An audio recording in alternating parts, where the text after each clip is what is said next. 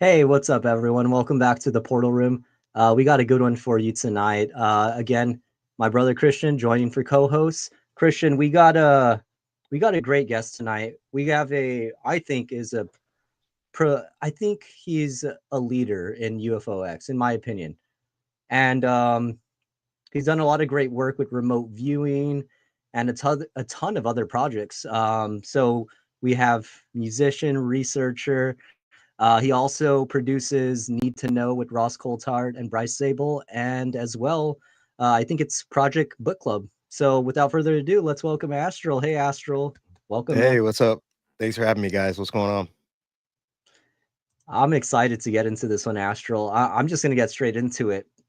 So we kind of start off with how this all started, usually. But hmm did you always have an interest in UFOs, consciousness, and psi phenomena, or was there a specific experience or moment that triggered your deep dive into all of these topics? Yeah, there was a initial moment when I was studying to be a music producer in Atlanta. So I was at the Art Institute of Atlanta. I was in music production, and I had a dream where I was robbed. So it was kind of a traumatic dream, really strange one. Wasn't into dreaming at all, So 3 days later, I come home from class and the exact same scenario took place from my dream. So I came in and realized my door was propped open, all my music equipment was gone, everything was just stolen. So after kind of sitting down and realizing all of that, I thought about the dream, and it really kind of got me directed and focused on exploring some of these experiences. So I got into like astral projection. Really, like I started becoming obsessed with astral projection and out of body experiences, and ended up having an out of body experience, a few out of body experiences. So then I moved to near a research center, and so I really got into parapsychology and psi phenomenon, a little bit of extrasensory perception, and really researching it. So I was like a nerd looking at this stuff, reading books about it. Like every day I was like reading books and trying to find out about the science of it. So that led me to learn and get involved with the UFO topic. So I learned about people who were having experiences. And then obviously I was into sci-fi. So a lot of UFO movies and aliens, and I was just very much into the topic. But after that experience, I took a more serious approach to looking at this stuff.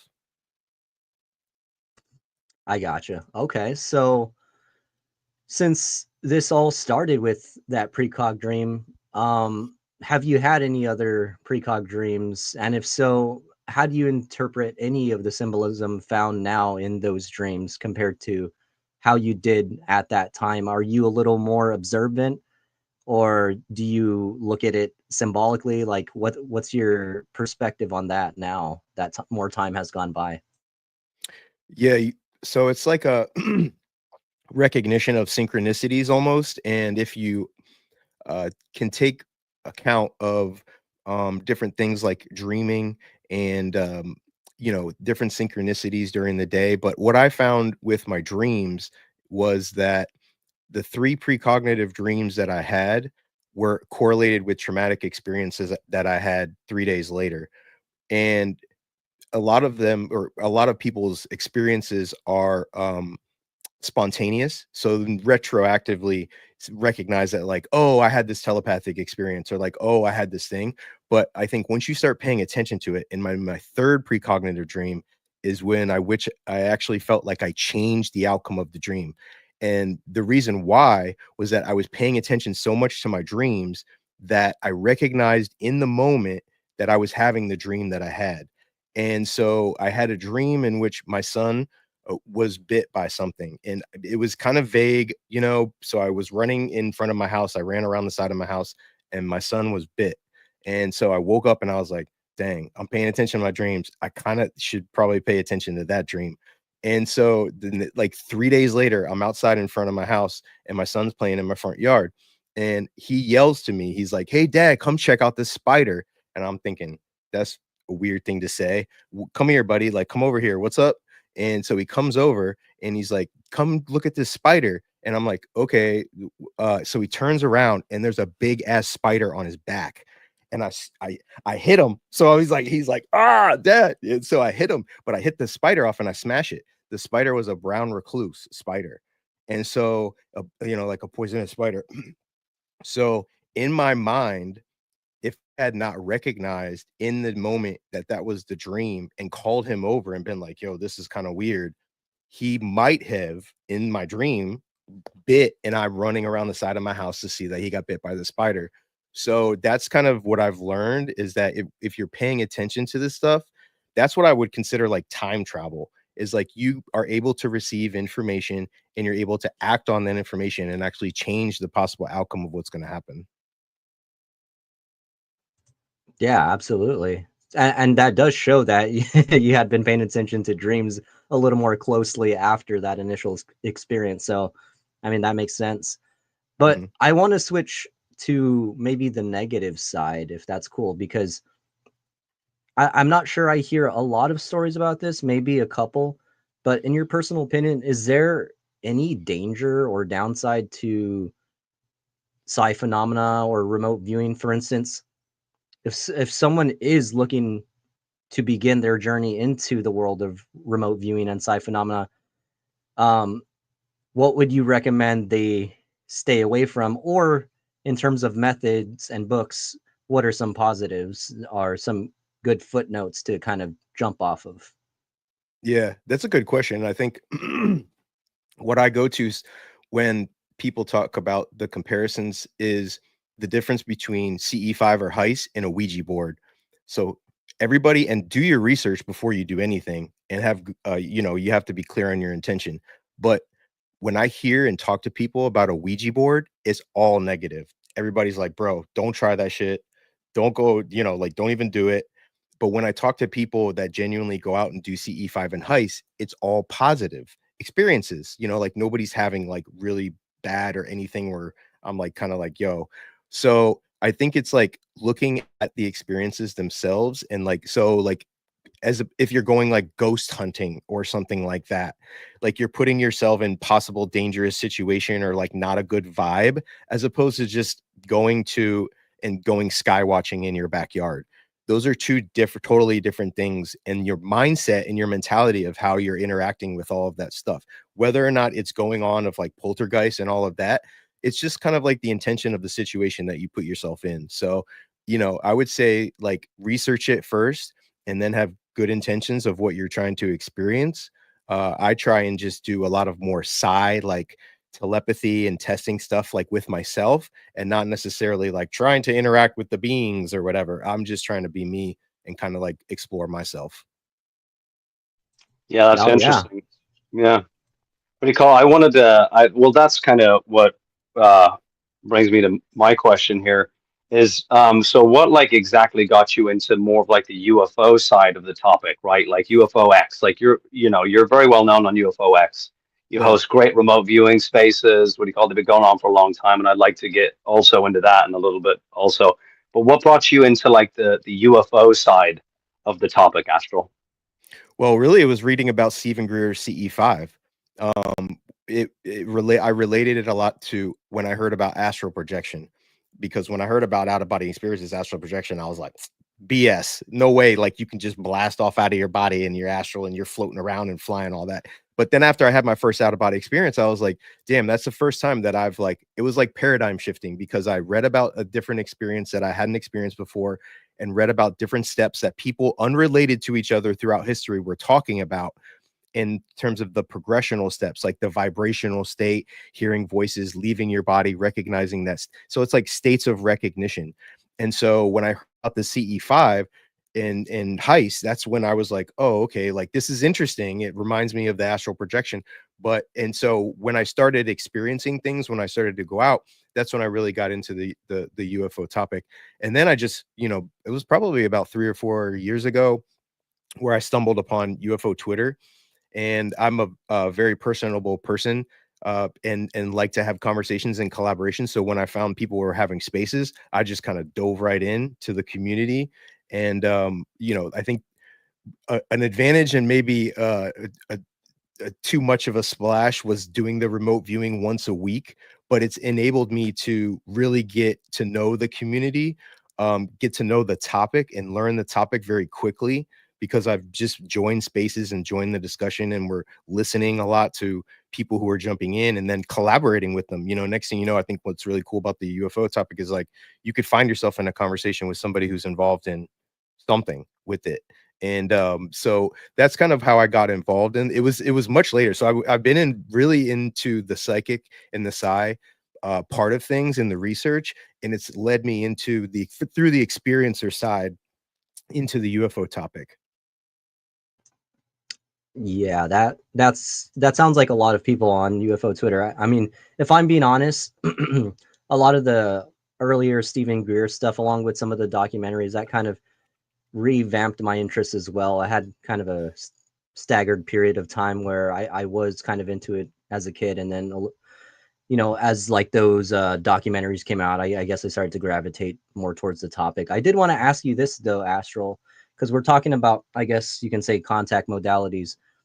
Do you think, and this is going to be, I don't know, it kind of complicated question, I guess, but do you think our physical reality is merely, and I mean this whenever we're doing remote viewing or CE5. So do you think our physical reality is merely a projection of our inner state? And if so, how does that influence your personal beliefs in manifestation? And what are your thoughts around contact modalities like CE5? Since you mentioned it, I mean, I thought I'd ask. Yeah, I've really been into the simulation hypothesis and, like just simulation ideas and the basis of reality. I think you just naturally get into those topics as you get into a lot of these, because, how I think about it is more of like a video game, really, of our consciousness being able to live out alternate states of consciousness while we're aware of doing it. Instead of us having to go to sleep or DMT or have an out of body experience, and our body physically having to go to sleep, what if we're able to, manifest those out of body or those consciousness experiences through technology, development, basically is what we're trying to do.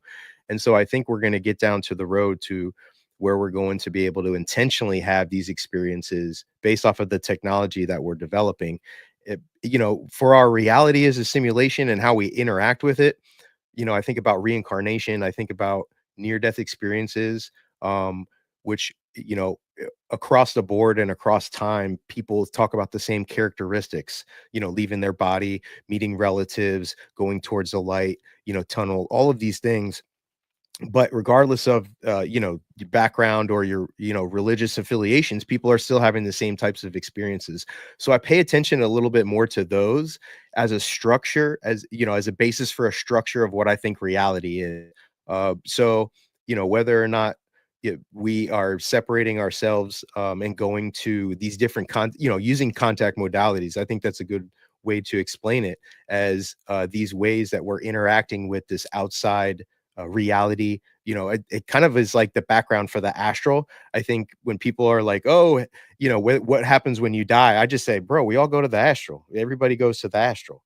And whatever it is, it's like Disney World. You come in different places, you can go anywhere, but it's all the same. People call it different things, everybody calls it whatever, but it's the experience that people that have similar experiences based off of all time, and all of our population, people are having the same types of experiences when you talk about near-death experiences, stuff like that.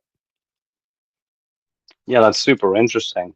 And what do you call it? I think it's, kind of falls into Paul's question a little bit as well, as maybe some of your own personal experience through astral projection. Have you ever like come into contact with what you would consider like a non-human intelligence? And if you have, what was that experience like? Did they speak to you? Like, can we maybe get into a little bit of that if you have? No, unfortunately, I haven't. But I've had like 5 out of body experiences.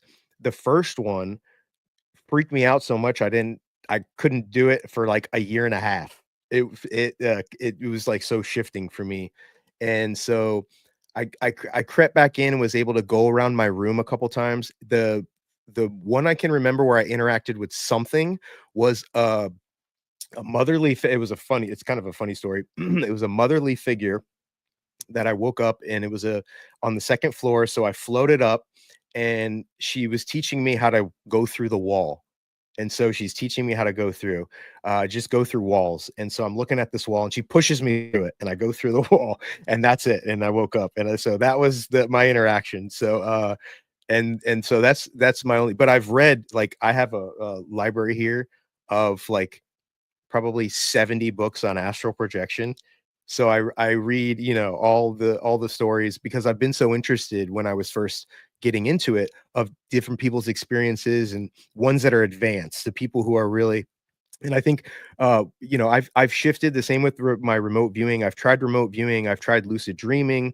I've tried all of these things. I've shifted somewhat to not just becoming this like super explorer and experiencer where I'm like just totally locked in, just because I've got just a little bit too much going on in my life back then. And this is a good thing that I wanted to discuss. Like, I think a lot of the things that help, I don't see this as a progression of like you're a novice and then you become a grand master. For me, it was back when I was in college and first experiencing this precognitive dream and interested in astral projection. I was obsessed with it. So every day I was waking up and meditating and doing all this and recording my dreams and all of that. So that's when I was primed and optimal to have all of this stuff happen. 20 years later, I'm just not that same motivation to progress along. So I don't see myself as like having these experiences right now. But researching it. So I want to create projects that are actually collecting data and showing also people who are possibly interested in having these experiences as well. More of a facilitator. I sort of think that that's what you're doing now with your remote viewing spaces. Because I feel personally, you don't necessarily have like this structured method. I think you allow people, or at least you don't set up rules around or a ton of rules, right, around the process. So was that intentional, or has that kind of just been evolved over time? Did you start off, I guess, facilitating it a little more organized, or how did that like No, become what it became? it just started like randomly, really. And I had been talking about it. So a couple years ago, I had just been like, man, I wish I could just with parapsychologists and people who aren't even on Twitter like that, but talking about a way that you could test remote viewing with a large group of people. So not just people that you were in the room with just like a large group of people, large testing platform, an app or something where people can participate and keep track of their stats and compete and all of this stuff. I was like, man, that would be cool. It's like a psychic remote viewing league, like a Major League Baseball league or something. But to see who are good, because you read all of these books of people who are having these fantastic psychic experiences, and then you read about the remote viewing program. People were skilled in this. So to be able to not only introduce people who might be skilled at it if they're just try it for the first time, but not set so much of an expectation. I know when I first learned about remote viewing, there was this big kind of like, oh, this is this certain way that you have to do it, and I was just always like, nah, I don't know, man. Like, because when I first did it, nobody taught me how to actually do remote viewing. I did it for a project so I learned it right there. So they were like, oh, you're just going to describe what is in the next room in this video playing and, relax and do this. So it wasn't like this whole step. It was just like, we needed test subjects for a remote viewing project. And I was near this research center. So I was like, oh, sure, I'll try it. And did really like my first try. I was like, oh, this is kind of crazy. I was close. So then I started studying it, and we're seeing that like there were different ways. Like there's not a certain set way to do it. And so that's really what I wanted to provide with doing the remote viewing spaces, was just a way for people to try it. And then we can have like a Paul Smith that was a remote viewer for the Army in the Stargate program in there to say his way of doing it, or a Daz Smith who's like a more recent remote viewer who's also very heavily involved in his methods that he thinks, and people who are doing CRV and can explain the whole history behind that, and what goes with that. So it's just like different when then you could use it for gambling, with associative remote viewing. And and then people can come in there and say their projects and ways to help out. And so honestly, it's ended up to where I've synchronicity. I was at Contact in the Desert. I met up with the president of the International Remote Viewing Association, was on my same plane. And so I was showing her the remote viewing thing, and she asked me to present at the conference. And so now I'm presenting at the conference That's from awesome, me dude. just showing her the thing. And so that's just crazy how it's worked out all the way to that, because I think it's just been fun to do it every week too, to like foster people trying it and the discussions that are happening. So it's been awesome. Yeah, that's really cool. Awesome. Like, in this topic, like everything kind of just meshes together right at the right moment. You know what I mean? Maybe like for people who aren't like familiar, and for people later on who are going to come to see this, could you walk us through like a remote viewing space and what you typically do, and all the protocol that you do? Yeah, for sure. So usually I'll on a Monday or a Tuesday, I should do it right before the space, that's on me. But I'll pick a random envelope, or I have a friend who, so I'm double blind to the target. I don't actually know what the target is inside the envelope. He'll print out a set of 4 random photos and put them inside envelopes, and then hand me one of those envelopes basically each week. And so what I do is I take a picture when I have the envelope on the outside of it and post it on my Twitter profile, my X page, and tell people to basically see what that is in the target. So get information from what is that picture. So whether you're mentally traveling there locally or trying to acquire the information at a given time, when you sit down for 5 minutes and draw it out, there's a lot of ways to do remote viewing. But basically, you're trying to make a drawing or write out some senses that you have to describe the target that's in my envelope. So 2 days later, what I do after people write down, they send it in. So they publicly put on record what they think is inside that envelope. 2 days later, I'll actually reveal in a space and take a picture, take the envelope, take the picture out of the envelope and take a picture of it and post it on the space and post it on my page so that people can compare. They can see what their drawing is or what their description is with the actual target that was inside of my page. And so over time, you can see if you're any good at it, or you can test out. There's people, I've been doing it for over 140 weeks.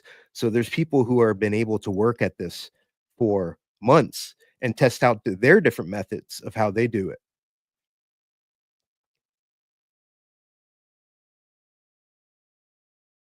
Yeah, that's awesome. What do you call it? I think what do you call it? It's good for it. I think it's a good like resource for people who don't like really know anything about this at all. You know what I mean? To come in, and if they want to try their hand at something like that, like Astral, I think would be like a good first stop for it.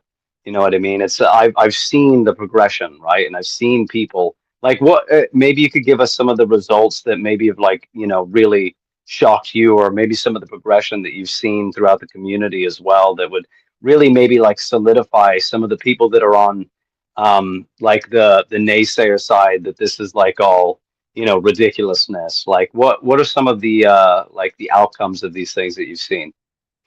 Well, you could see I really week by week. So what I do during the space is I will post the target reveal, but then I'll post the best submissions of the week in the top of the space. So you'll be able to see, the top 5 drawings that are there. We've actually had one of my good friends and great remote viewers is Alien Protocol's buddy.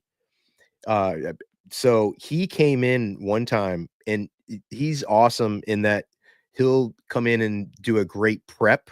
So he'll go through a 5-minute, just, relax and, drop your pencil and pick it up and get the first impression, but not giving any really direction, but more of a method of how to acquire the information. And I think that's really behind of it, is just your way to get in the flow state. Like, how do you get in the zone? That's what you kind of have to figure out. And he was able to not only, and he's like, I don't normally do this, but I'm just going to go ahead and flow and describe the target in like 10 10 seconds. And what he said was the exact thing of the target, like exact. So I've got this posted on my page too, but it's just different things like that. And every maybe, you know, 8 to 10 weeks, there'll be somebody who will get like a target really close. And I don't think anybody's, somebody will come on and be like, "Oh, has anybody ever gotten it right?" You know, and I think that's not, nobody will ever get it exactly right. But I think there will be some submissions that will be extremely close and have a lot of elements. So, even just developing something, an AI judging system that could evaluate that, or say, hey, and I think it's not even about one submission too. It's about over time showing the skill as compared to chance, or you're able to compare it to something to see it's like a batting average, for baseball or something, that you're good over time. Yeah, I was actually going to make a comment to that. Sorry for spacing out. I was sending a message. So what is have you actually set up a way that you're going to bundle all the data together, or have you already started organizing that? And since you've been hosting these remote viewing spaces for a couple of years now at this point, what is the ultimate goal? Or is there something that you want to come out of this specifically? Anything? Yeah, well, really, what one of the things that this has led to is I've started collaborating on an event and a platform called Games. So Games is a really like a testing, and it's kind of like a testing format for people to test out their experiences, and then also keep track of their statistics. So different things like remote viewing, dowsing, precognition, psychokinesis, PK, and there's one other one, but it's a whole platform that's put together. And so what I did was I kind of collaborated and are working now with Hakeem, who developed the event, and he's working with the that was the one who set up the side demonstration at Contact in the Desert with Dahlia and Lidu from the telepathy tape. So it's just kind of like finding the people who are experiencing this and are able to have some of these psi abilities, and setting up platforms that are able to test it and collect it, where scientifically you can turn it around and be like, all right, this is for real. Like, this is what the skeptics are wanting. This is what everybody's needing, in terms of really taking this even more seriously in academia. So it's kind of like a platform to uh, have people test themselves out for psychic abilities and to see if they're skilled at all. Well, I certainly hope maybe you write a book one of these days or something. That'd be cool. Oh, I'm Um, writing so a book, bro. It's called yes. Experience versus Evidence. Oh my God. So Okay, this is funny. I know you know where I'm going with this. I had a title for a space that we were gonna do for UFO Twitter week, and it was the exact same title. for real, yeah. You don't Because I think remember that? it's such a no. Well, I think it might I have. sent you a message. I was like, "What do you think of this? Is this a good title?" You're like, "Bro, that's the name of my book." And I Oh was yeah. like, "What?" I That's think it's too a journey funny. everybody goes through, of like Yeah. kind of having how to navigate a lot of it, because that's how I looked at some of the evidence, and then I really was motivated to explore the experiences. You had a question though that I wanted to toss in from 11 here, which is Alex on UFO Twitter. He asked, how was the energy in the room for the live telepathy tape session at Contact in the Desert? The energy was great. I mean, I was in the front row filming it, so I had like the media pass. AV pad, like honestly, the whole reason why they even released their version was probably because I was recording and I released my version. So, like I said, I worked with Hakeem who put on the demonstration. So I was in the front row able to film it. So I was like, when I'm just like filming. I was there to film Need to Know too. So it was just like, oh, like we'll film it and whatever. When I was filming it, during it, I was like, yo, what is going on? Like, what am I filming right now? Only because it was like 100%. Like everything was right. Like nothing was wrong. So it was kind of like, yo, this is like too good. I was affected the rest of the day. The rest of the day, I was like, yo, that shit was too crazy. Like I couldn't deal with it because 100% psychic and mindsight of what they were doing. It was unbelievable to me. So that's why I was like kind of messed up. But the vibe of it was crazy. That's Sounds wild, like it. man. I did Yeah. see you in the front row, so Yeah. Christian, did you have a question? Yeah, I mean, like about the telepathy tapes, like Astral, how do you feel about that? Like, like what's your take on that? Like, these children kind of being out in the public sphere. Like we talk Yeah, about this a little bit in spaces, you know what I mean? Like it's and I mean, you hear a lot, right? You're mhm. around, you hear a lot about these black projects and all this stuff. Like, what's your personal like take and kind of feeling on the whole situation as far as that's concerned? Man, it's kind of like the Jedis and the Sith, bro. Like, you know what I'm saying? Like it could be used, I guess, or there's nefarious and light behind the purposes of how they would steer a younger generation into this, you know. Um with the telepathy tapes and all of that, I think there's something there. I don't know whether or not scientifically it's been the best in terms of the controls of how to like show it because again, like there was things during that demonstration which definitely could have been put into place better with controls.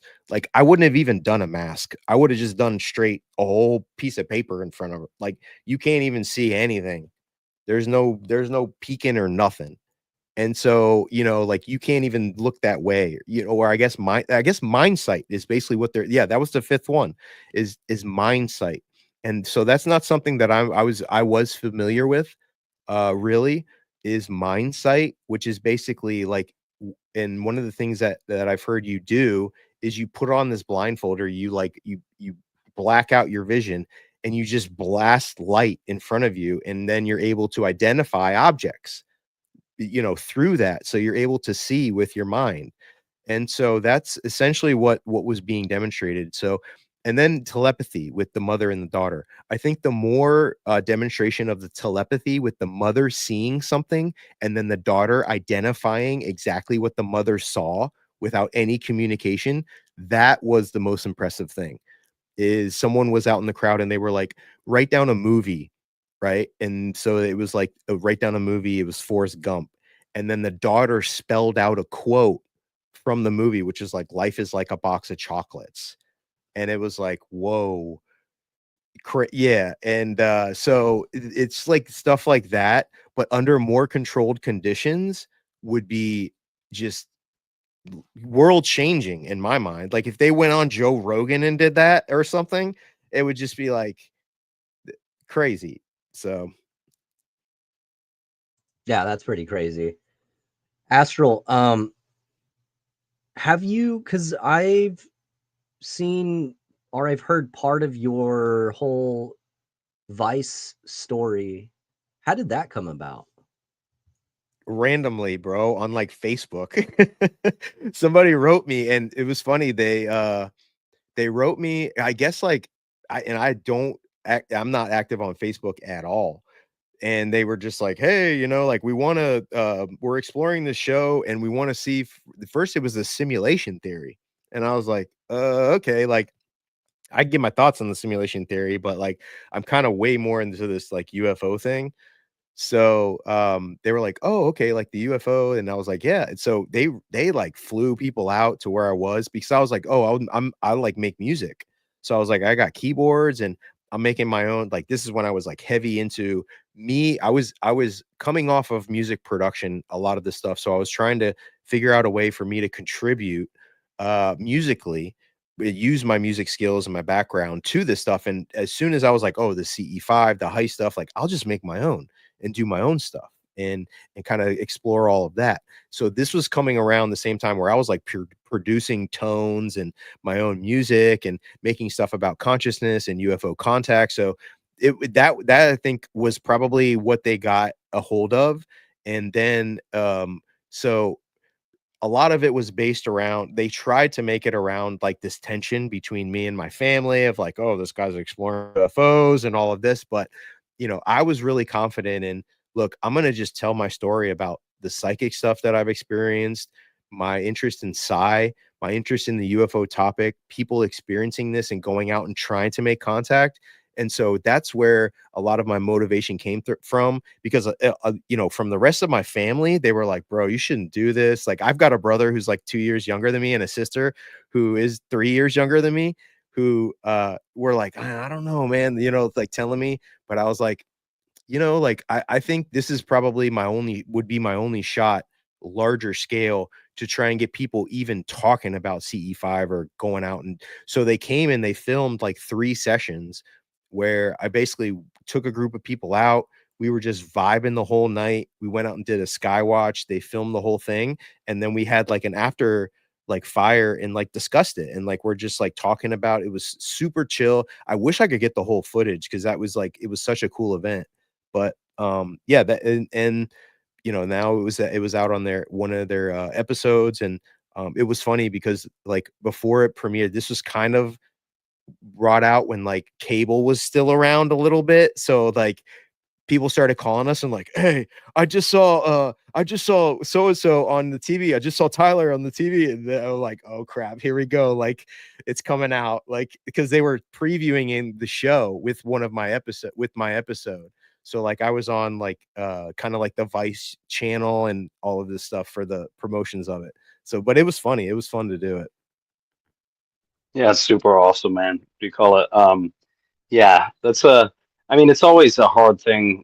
I think a lot of it's hard with this topic because you're always worried about the stigma, especially if you're very public facing, because the stigma's still there, man. And you know what I mean? We see it almost every day in spaces, or just comments on people's videos and everything like that. So it's heavy, and kudos for you for having the courage to do it, right? You know what I mean? It's a big thing. I want to ask a little bit about Need to Know, if that's cool. So Need to Know, you're involved with Need to Know. How did you get involved with Need to Know? Oh yeah, Need to Know has been awesome. And the first conference that I ever went to and was invited to was the Roswell incident 2 years ago. Toby Martinez was putting on the conference, and just because I was hosting remote viewing spaces and into remote viewing, he invited me to speak at the conference. So I was like, oh, that's awesome. You know, like, hell yeah, I'll go to Roswell. So it was a bunch of us like who were speaking there. Jared and then Daniel Allen Jones. We got like a B&B and we're just chilling there, you know, for the whole conference. And Bryce Zabel was speaking there. And so through different conversations, I found out that he needed a producer. Like they just lost their producer. So I went up to Bryce during the conference and I was like, hey man, like I heard like something like you needed help with the show. And he's like, yeah, you know, I'm doing all this stuff like 9 hours, 10 hours producing every episode. I need help. We just lost our producer. And I was like, oh, I could help out. Like, I'd love to help out. And so basically that's how I got into it. Was just timing, a great timing, and, you know, reaching out and offering my help and services. And, you know, basically what it is doing exactly what you guys are doing with him and Ross Coulthart, but I'm just in the background and then editing the video. And I think there's a lot of opportunity for that, because there's a lot of people who are like old school who need help in some of this stuff. So it's just like connecting and networking is being in the right moment. So that's how all that came about. So, and a lot of it has just been working with Bryce. So that's how I came about working on the book club. The project book club is with Bryce. So he's working with Chrissy Newton. So that's another podcast that's kind of branched out from that. from working with them. So it's kind of just like networking, and then go into some of the stuff like Contact or some of these events, or just on UFOX. I've collaborated with a lot of people and worked on that. It seems like a lot of that is synchronistic, though, like in a way, man. Especially when you talked about the two speaking events, and then just going up to Bryce, like all this shit has worked out for you, man. So I don't know, maybe I'm looking at it as synchronicities, but that's great, right? You know, you got to take advantage of any opportunity. It's like recognizing it. I think, like, for me, if I have a decision to make or a path that I'm looking to go, I follow. If there's a synchronicity, I'll instantly be like, okay, I'm going with this one. Because that's, throughout my life, it's sort of worked out in the more favorable manner than it hasn't. So I've tried to recognize, again, it's just like the precognitive dream type of thing where, you start paying attention to the stuff, you just start kind of leaning into it a little bit more. Absolutely makes sense. Yeah, it's cool. So let's talk about like what's like are you okay, so first, are you still producing the music for like, ash like getting into that meditative state, and then after, like what's coming up for you next? Like what's on the like the timetable for Astral coming up here? Yeah. Well, yes, I'm still producing music. Collaborating. I'm going to collaborate with a couple people coming up just on tracks, like working with this guy Skits on different music with the Hybrids. We call ourselves the Hybrids, which is it's like a rap group that we have. I fucking love it. But one of the things that I think you guys might like is the project that I'm working with Jared Garcia, with outfitting people with EEGs and uh, people that are going out to make contact. So we've developed the project to outfit people with biometrics. So like a watch, and then EEG monitor devices, a bunch of cameras. And also I was able to connect with David Hopper. Do you guys know David Hopper or Hooper? David Hooper? Sounds familiar. Who is that? Yeah. He is someone who I think was just able to secure some funding for a lot of devices to bring out to measure contact, so it's kind of like the Beyond Skinwalker, with the Chris Bledsoe thing that they outfitted him with. He's got like that to the max, but like other things as well. So, keeping track of experiencers, people who are going out and making contact, CE5, heist, and other methods, measuring protocols or whatever is going on. But the key to me is like the correlation, making multiple sensor correlations with the sighting and capturing that. Whether Skywatcher is trying to do that, or Skinwalker Ranch. I think for the ability for independently for us as a community to be able to do that, separate from people telling us the information, but for us to go out and measure it ourselves with all of that, I think there's just such an importance on that. And so that's kind of where a lot of the motivation with me and Jared is. And so like even at Contact, bro, he drove from where he did a couple hours where I was, and we did. Do you guys know Ty from Total Disclosure? Yeah. Yeah. So he came out and was like outfitted with his EEG, and he had this headband on, was willing to go out. But we had like a bunch of people that were just vibing. It was a very chill atmosphere. We got a great video. We're going to release a video. So that's another thing that we have coming up. Like I just edited it.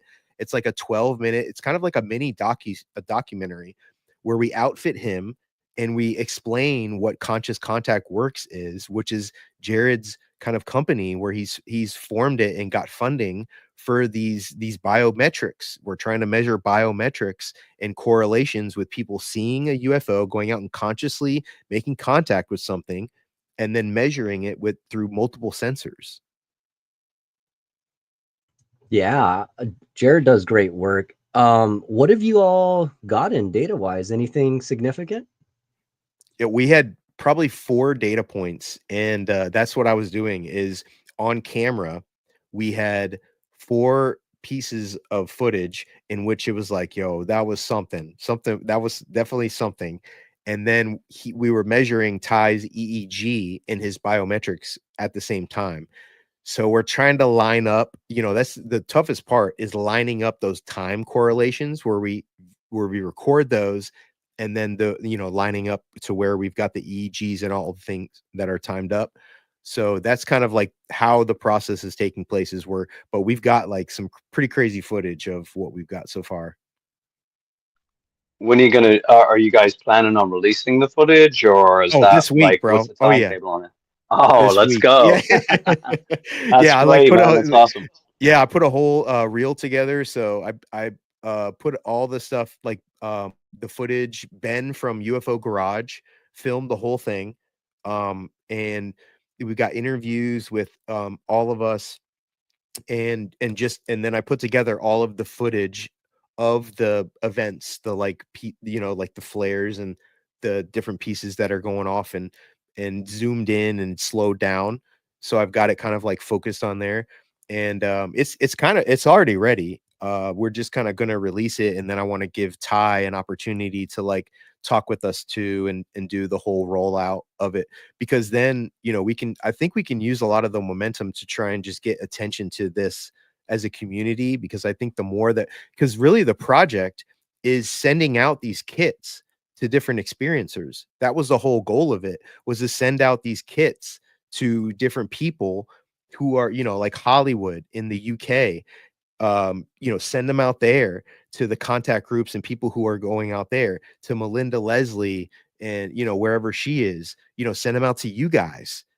And we've got these different kits, and then you keep them for 2 weeks, and then you go out for a couple of times, measure what's going on, and send it back. And then it's all data collected, and we're looking at different sensor and data points for the whole community. So it's not like that, I like Chris Bledsoe, but it's not a situation where it's like, oh, it's like one guy who shows up and it's like all this. It's a phenomenon. It's a whole thing where people are experiencing this, and you show it.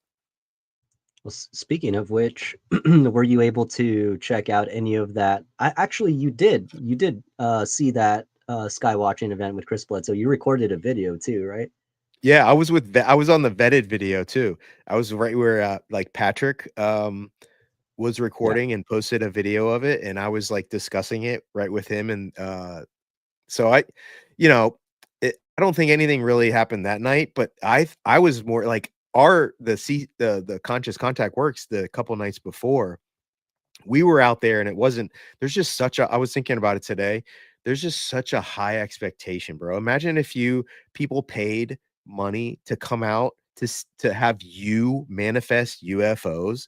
Like, look at how much pressure I'd be like, no, man, I'm good. No, that's way too intense. No, Yeah, dude, that's so much I pressure. wouldn't. Yeah, Hell no. I thought about that too. I was like, man, like I couldn't imagine, being in that situation at all. You know what I mean? And what if they're just not feeling it that night? They're like, nah, man, screw Well, it you. was cloudy, dude. We Yeah. went out there, and it was like super cloudy. So we're like, okay, well, good luck, Chris. Yeah, that would be nuts, honestly. So, Okay. Yeah, go no, ahead, go ahead, Paul, go ahead. please. I was gonna get kind of into the forbidden side of the discussion. You know what I mean? If you want to go first, Paul, go for it before I bring up the government disclosure side. I was just gonna ask what Astral thought that was with the video. Like, do you think it was a plane or a satellite? Or I also want to ask this third question: a drone. And do you think that there's any validity to claims that people have made about Chris Bledsoe and timing up drones to come out at a specific time? Like, what's your opinion on that? No, I mean, I don't think he's done that. I don't think he's intentionally tried to manipulate people by his own doing of drones. Here's a personal story I've had with Bledsoe. So I organized a small conference locally here around where I live, and Chris Bledsoe was the keynote speaker. Okay. So and he was talking about healing and not even about UFOs. And it was a very like cool outside conference where it was like 100 people, very intimate in the woods, great property. I know the owner and was helping him organize the conference. And so Bledsoe, I was there like a couple days before, have always been kind of like around the property when organizing it. Nothing strange has ever happened. So Bledsoe's talking during the conference, okay? And nothing strange has happened yet. He's talking in his speech. All of a sudden, this like 8-foot branch breaks off and falls in the middle of the crowd, and this lady has to like dive out of the way, like dive out of her chair, and in the middle while he's talking, everybody's like, this, it falls from like 40 feet in the air, and everybody's like, what just happened? That was like super weird. So that was the first thing I was like, okay, that was like strange. So, okay, on the flip side, later on that night, he does this skywash thing where he's got a microphone and there's like 60 people around. So I'm already kind of like, you know, a lot of characters in this group. I have no idea what anybody else's intention is or what they're thinking or expectation. But Chris is doing his skywash thing. They just kind of give him a microphone, just do your thing, bro, whatever. And so I see like a firefly, right? Like clear as day, it's a firefly. And this is what I was talking about, Christian, with like the expectation of stuff to happen. And he's like, you know, kind of does a thank you, you know, like thank you, you know, like that's the thing. And I'm like, bro, that's a firefly, you know, like come on, look. So it's, you know, like all right, you know. So then by that time, I'm kind of like, all right, man, I'm just gonna go do my own thing. It's all good, it's whatever. But then I go around to the side and kind of like lay down on a hill, like 100 feet away, like do my own thing and just look into the sky. So it's happening in the background. Then I see something that's like going across the sky, and I'm like, oh damn, like, and that juts off. And I'm like, okay, like that was interesting. So that's kind of like the moral of my story with the Bledsoe is like, okay, there's some strange stuff that happens around him, but I don't know if like everything is, you know, whatever. Yeah, exactly. I think that there's a, you know, an aspect to Chris that there's a lot of like, you know, a hitchhiker effect that's happening in that realm. You know what I mean? But not to get too woo on it. But I want to ask you about like the government disclosure. Where do you feel like we are right now as far as a like a public facing disclosure is from the government? And where do you see us like maybe about a year from now?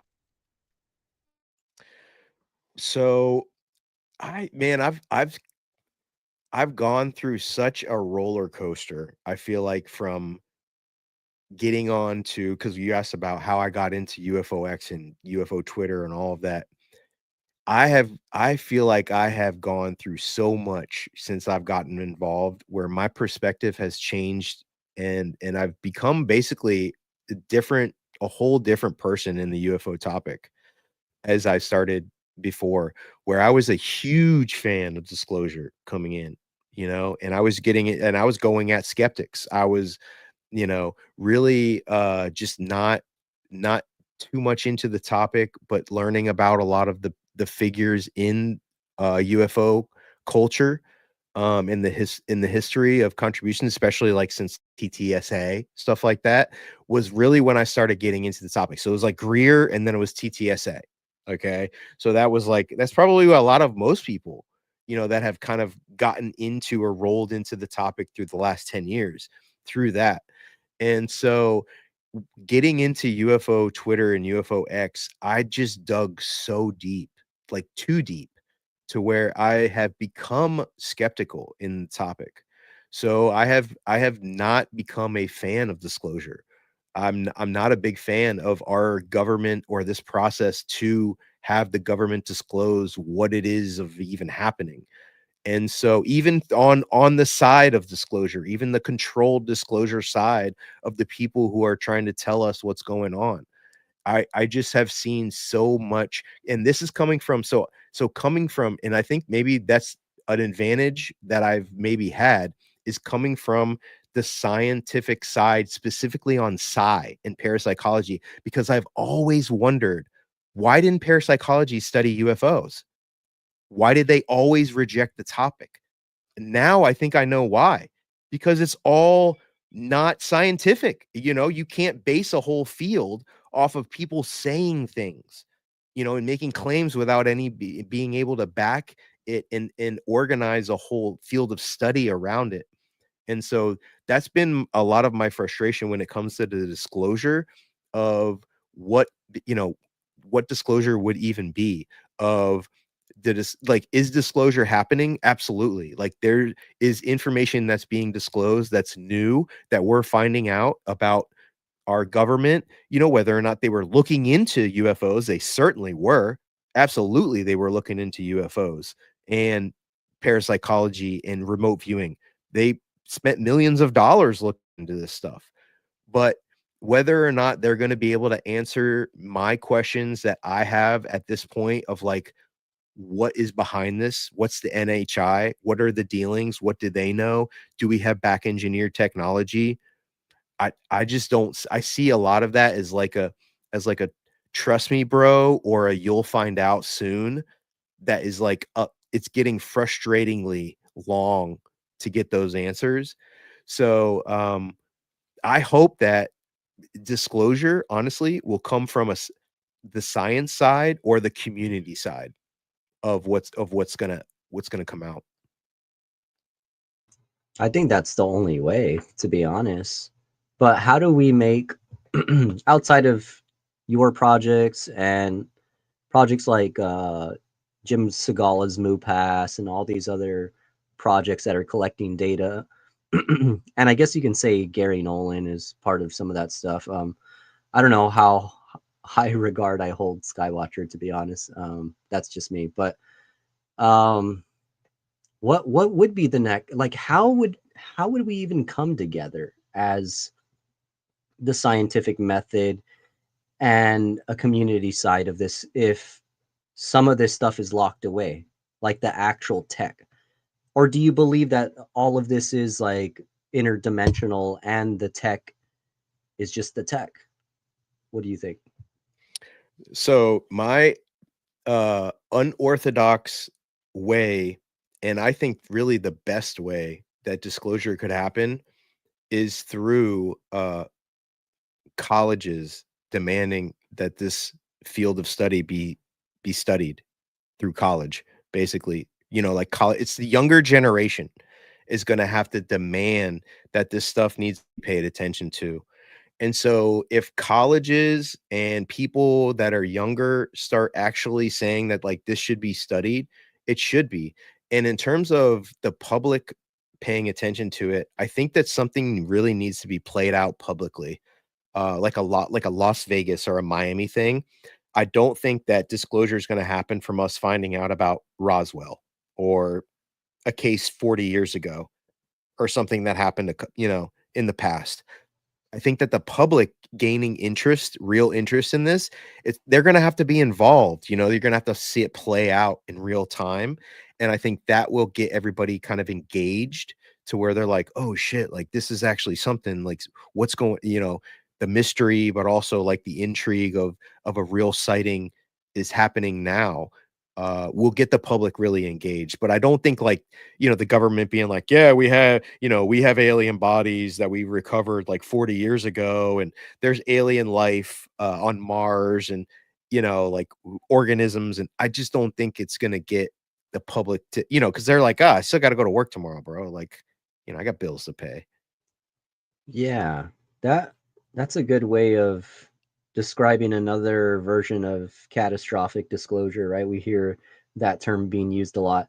Do you really think it's possible? Like now I'm getting very skeptical. Do you think that that's possible for a very public event or intervention by NHI? You think that that's possible?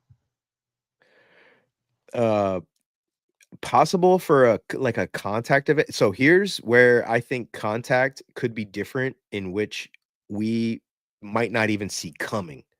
Is like one night everybody goes to sleep, or throughout the 24-hour period of time, people have like the same dream, bro. Like millions of people have the same dream, where in their dream they have contact with that extraterrestrial. or something, or a discussion or something.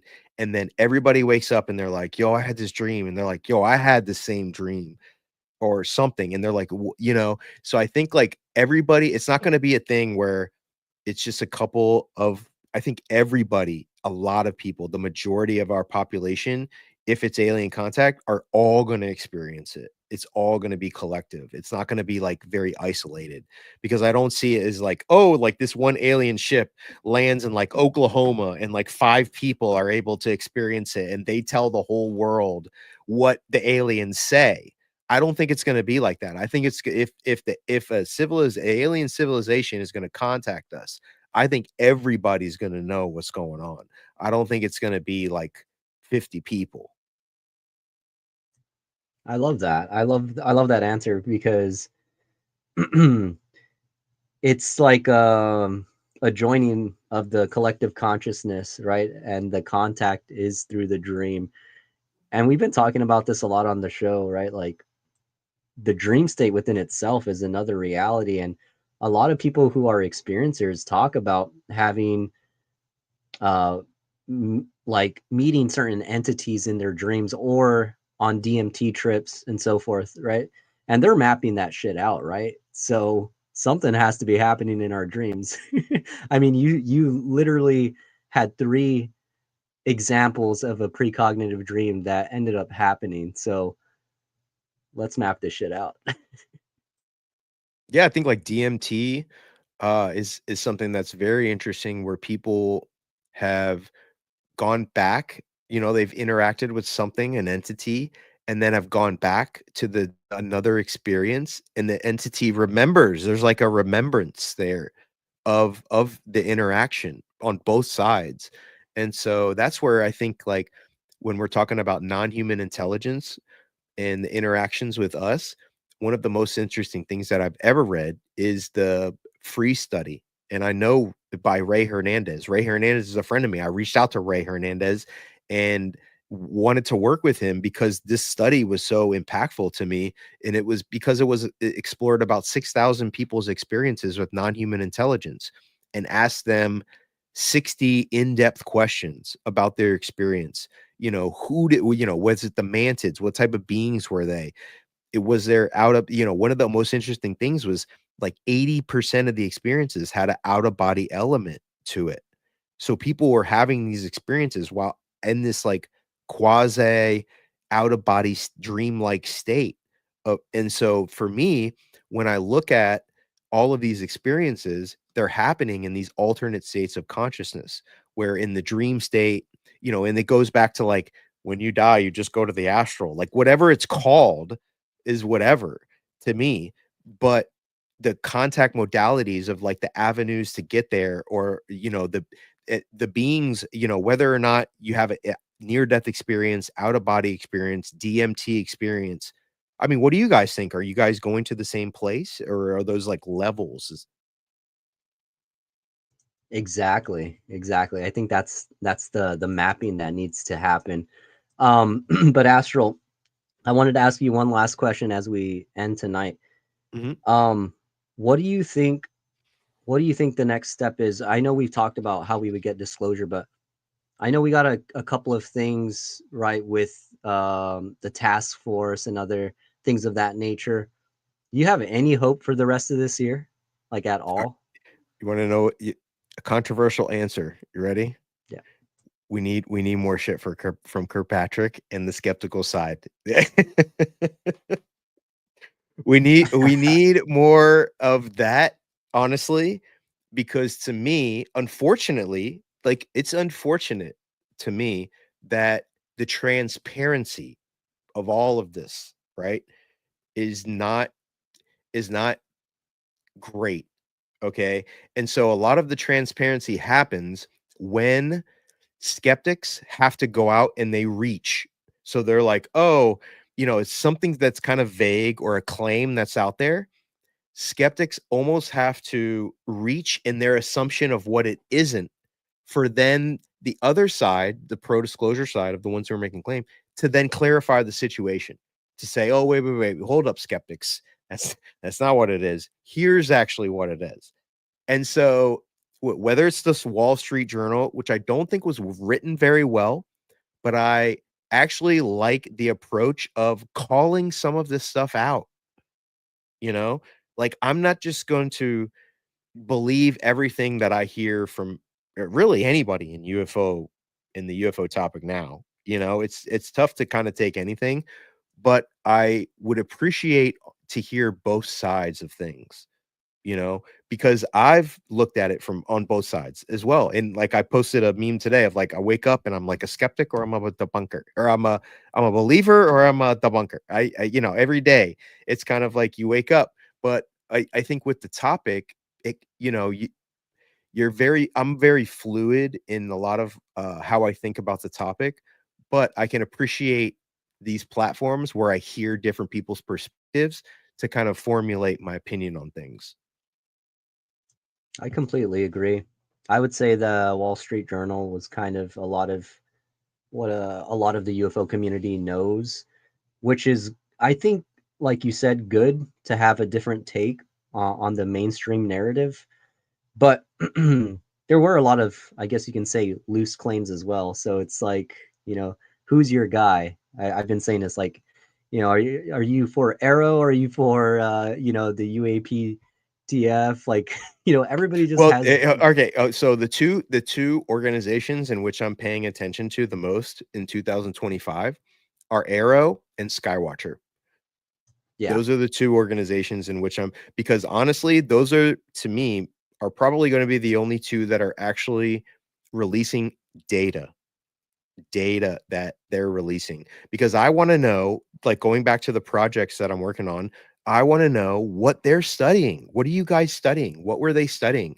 You know, like they were studying experiencers. There's no doubt about that for me. And how much do they know about heists and CE5? Because Skywatcher was already sending people out of psionics or whatever you want. So they were looking at that. So how far back does that go? You know, and even Stephen Greer being on the topic is interesting, where he's been on it 25 years. He's been talking about this stuff. So he wasn't the first. There's no way he was the first person to be on this stuff. So it goes even deeper than that. So I think there's a real deep rabbit hole with this contact stuff and the contact modalities. I don't know. Okay, I have one last question actually.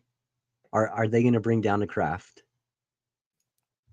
They're I doubt it. Bring down and be able to record a whole craft. I don't think so. Okay. But I think Yeah, fair I enough.